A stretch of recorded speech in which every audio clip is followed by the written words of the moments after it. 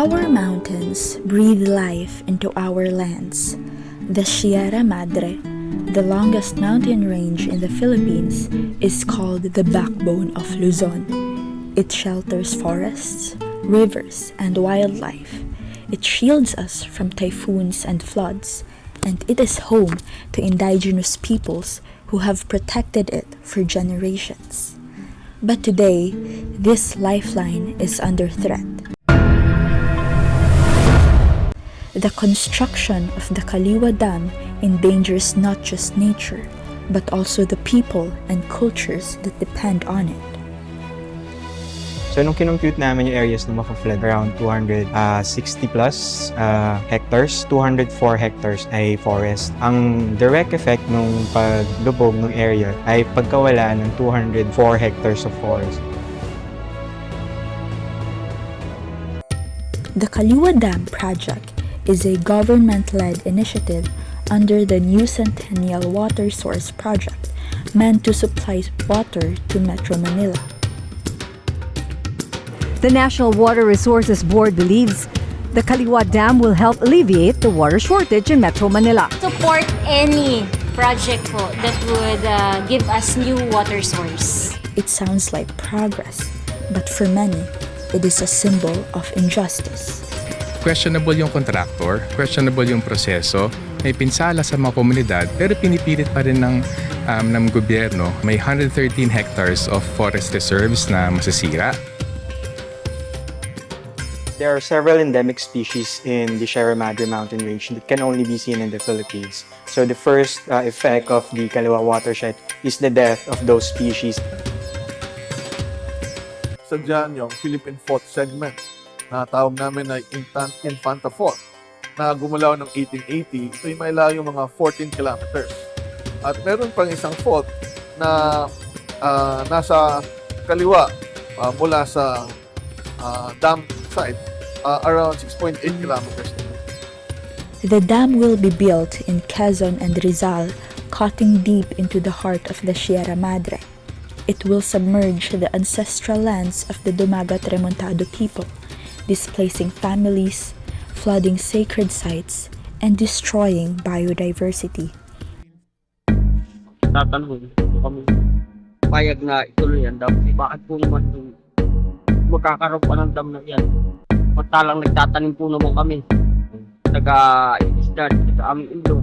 Ano po naman nakahanap namin? Nabubuhay po naman kami ng parangal. Natatakot ako bilang ako yung isang matanda. Ang aking mga anak, ano nangyayari sa kanila? Kami ang aming kabuhayan talaga mamaya. Dito kami pumunta, dito lahat. Tapos kukunin ang mga dayo. This ecosystem is our life, our livelihood. This is our home, and we would like to fight for it. The Dumagat people are coming together to speak up so that everyone will know that this land belongs to us. We inherited this from our ancestors. Indigenous Dumagats earn by selling goods or by serving as tour guides. But with the planned construction of Kaliwa Dam, residents fear for their livelihoods. Hindi po namin alam kung kailan nila yan sisimulan at ano yung aming kakahinatnan. Beyond this, the dam poses ecological risks, deforestation, loss of wildlife habitat, and increased risk of landslides and flooding. And for what? A short-term water solution that benefits the city but costs the countryside its heritage. This conflict between development and environment, between government priorities and indigenous rights, gave rise to a movement called No to Kaliwa Dam or Save Sierra Madre. Another group is making known its opposition to the proposed Kaliwa Dam. An indigenous community says building the dam will threaten their ancestral lands and displace entire communities. Unang mawawalan masisira sa amin kinabukasan, kabuhayan, tirahan, mga kuweba naming sagrado. Yun ay mga bawala sa amin. The indigenous peoples, particularly the Dumagat-Remontado communities, are at the forefront of this movement. For decades, they have lived in harmony with the Sierra Madre, practicing sustainable ways of life. But with the dam, they are treated as obstacles rather than guardians. Environmental groups, church organizations, and civic advocates have joined them. They hold protests, petitions, and information drives to raise awareness about what the dam truly means, the displacement of people, the violation of ancestral domain, and the destruction of one of the last green frontiers of Luzon. Their collective behavior is not born out of rebellion, but out of defense, love, and survival. Sociologically, the No to Kaliwa Dam campaign can be classified as a reformative social movement. It does not seek to overthrow the government, but to change specific policies and decisions. In this case, to stop the dam's construction and to protect ancestral lands.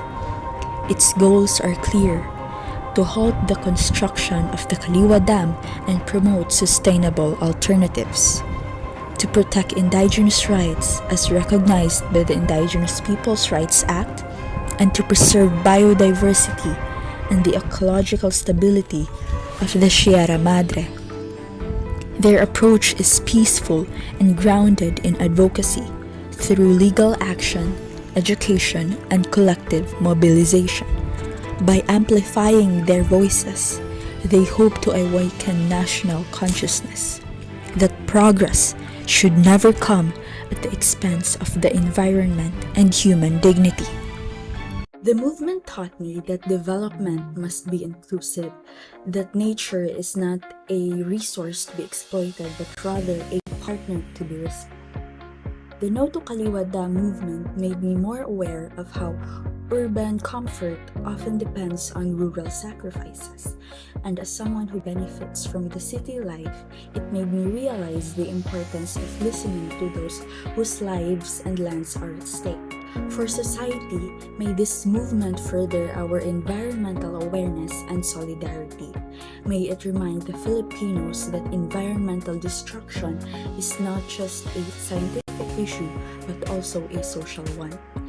It is about justice, equity, and survival, especially in a country who's facing climate change and natural disasters. To understand this movement sociologically, we can apply conflict theory by Karl Marx. Conflict theory views society as composed of groups competing for power and resources.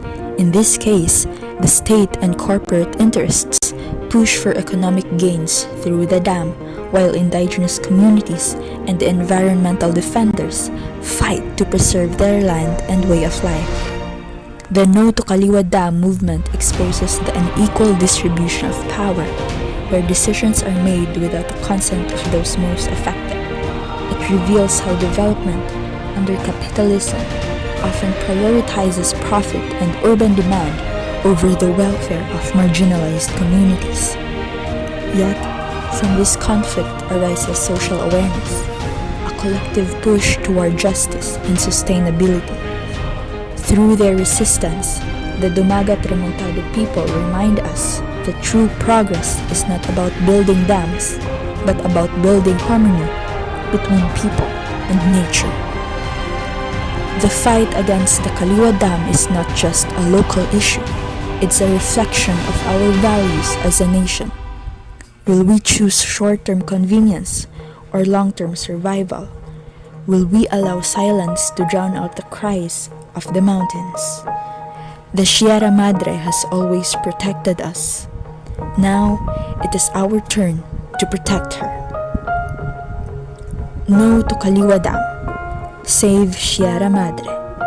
Because when we defend the mountains, we defend life itself.